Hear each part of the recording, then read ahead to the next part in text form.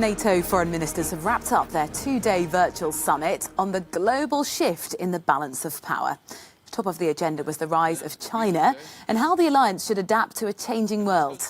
Secretary-General Jens Stoltenberg welcomed a breakthrough in Afghan-Taliban peace talks amid uncertainty over NATO's future role in Afghanistan. Well, for what this might mean for the future of the alliance, we're joined now by analyst Fabrice Potier. He's a senior consulting fellow with the International Institute of Strategic Studies. Thank you very much for speaking to us. Look, what did the foreign ministers agree to in yesterday's meeting in terms of the future direction and the priorities of NATO? Well, essentially what they have agreed is to open further the process of writing a bit the future perspective for NATO. So now what's going to happen is the NATO Secretary General is going to take a pen and to start writing some key recommendations he will want to put to the heads of states when they next meet at NATO, so which could be either in the summer or later in the fall. It wasn't all completely smooth sailing. What are the sticking points? Well, what's interesting is NATO at this ministerial wanted to talk about the future, but it got caught back by the present. And we saw a major war between the US and the Turkish ministers.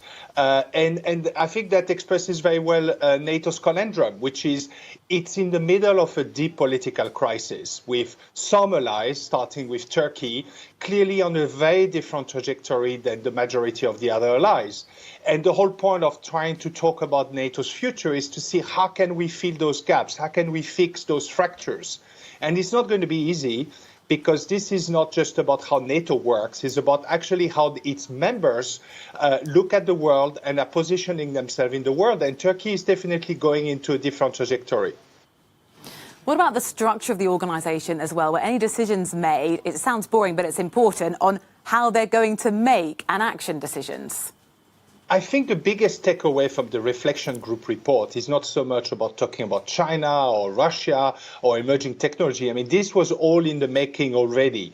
It's whether NATO will be able to change its consensus iron rule, which means that every single ally holds a veto card at every decision point at NATO.